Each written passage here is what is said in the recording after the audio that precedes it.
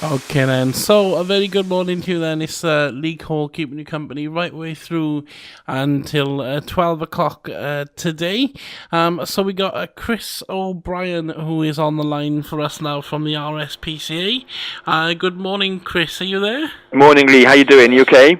Yes, very good, thanks. How are you doing? Yeah, not too bad at all. Not too bad at all, thank you. That's good, that's good. Weather not looking too bad today. Not too bad at all, which is No, good. Which is that's always good. good. Yeah, yeah. No, you were from the RSPCA, as I Yes, said. that's right. Can you just tell us a bit about the RSPCA? Absolutely. It's a particularly exciting week for the RSPCA this week. This week is RSPCA Week, where we're showcasing the animal welfare work we do across Wales and across England and Wales. And we've released some new figures this week which show the extent of our work in Wales, in particular the number of animals that we're rescuing across the country. The RSPCA is the oldest animal welfare organisation in the world. And last year we rescued some 7,642 animals across Wales, which equates to something like 21 every single day. Right. So what we're doing this week is we're talking about the work that we do across Wales and how important it is in protecting animals, in keeping animals safe, and in promoting our welfare. And we're speaking to organisations such as yourselves at Rhondda Radio to talk about how people can support us and get involved with the work that we do. Okay. Yeah, we met up with I think it was your colleagues at the Church Village Fun Day on Sunday, and they were having a few problems with the gazebo. They were. Oh dear. But it was quite a windy day on Sunday. That would be Martin and Charlie from our campaigns team who've been getting out and about all across the country, including across Rhondda and, as you say, Church Village, talking about some of our key animal welfare campaigns to members of the public. So there's some key campaigns that we're really promoting and be pushing to the people of Rhondda at this time of year. You mentioned the weather. We've had some stunning weather across South Wales recently, and that's one of the key messages that we're pushing to people who've got dogs, about the dangers of dogs being left in hot cars in weather such as this. So something that is really important that your listeners remember this time of year is that even when the temperature in the car is something like 21 or 22 degrees, if a dog's left in the car, it can really quickly spiral to something like 47 degrees Celsius. That can be devastating for dogs, devastating for their welfare, and can cause heat stroke and all other sort of welfare complications that can have really bad consequences. So one of the things that the campaign guys have been speaking to people across Wales about is this Dogs Die in Hot Cars campaign, just reminding people to never leave a dog in a hot car in the warmer weather at this time of year. Yeah, I mean, even for us, if us as humans, being sort of locked in a car with no windows open, it does get very, very hot. Exactly. So, imagine what an animal feels like. Exactly, and I think people sometimes just think, I'm just popping into the shop, I'm just grabbing a pint of milk, it's just going to be a couple of minutes. That can have devastating consequences really, really quickly for a dog. So what we're saying to the public is, if you've got a dog, never leave it in a car on a warm day. And if you do see a dog in distress in a hot car, the best thing to do is actually to ring 999. Right, okay. And they can, of course, take it from there, then, can't they? Absolutely. Yeah. Absolutely. Great. Okay, so RSPCA week is actually starts yesterday. Started yesterday, that's right. Runs till the 18th of June. Yeah. So there's loads of sort of stuff going on this week. It's actually coinciding with our 193rd birthday. Right. Since the RSPCA formed back in 1824. And as I said, on Monday this week, we launched a new document, our annual summary, which just looks at the breadth of the work that we do across Wales. So the RSPCA is a very sort of broad and big organisation with lots of different sort of facets.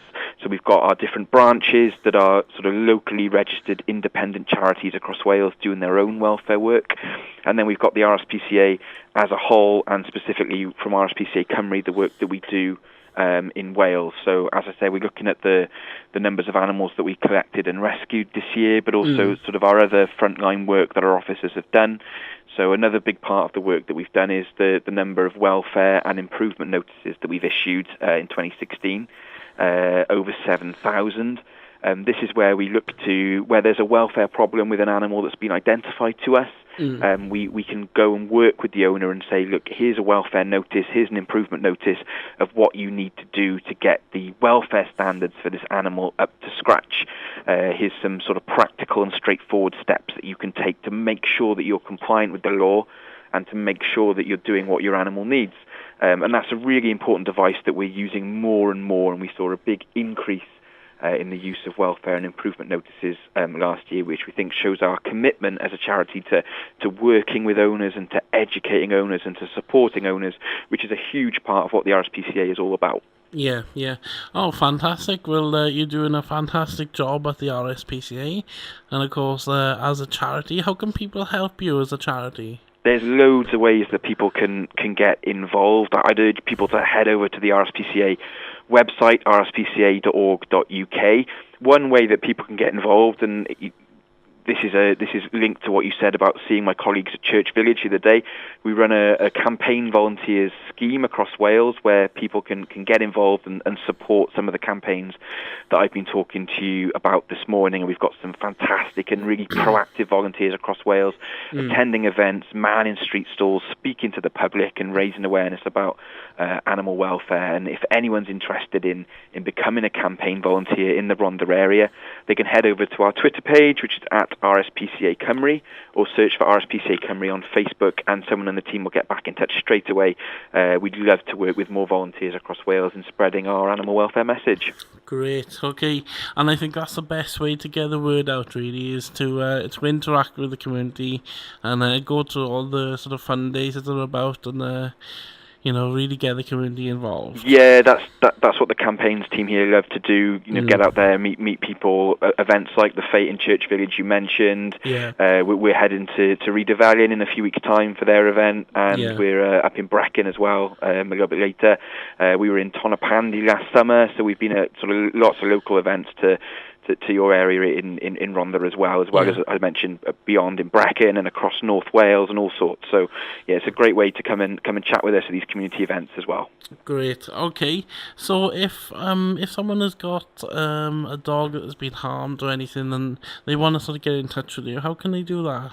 So if anyone ever has any concerns about animal welfare or how an animal has been treated, we'd urge them to contact our 24-hour advice and cruelty line. So that can be reached on 0300 1234 999.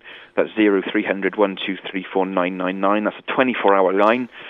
We received 10,540 complaints of cruelty in 2016 across Wales, and our That's sort of a small, lot, isn't it? Yeah, our small band of inspectors and officers are on the front line across Wales 24 hours a day investigating these complaints and making sure our animals are kept safe. So if anyone has any concerns about the welfare of animals in the area, they should contact that advice and cruelty line number at any time. Great. Okay. So, so the main thing with the sort of hot and muggy weather is to not leave your animals locked in the car, or at least leave the window open.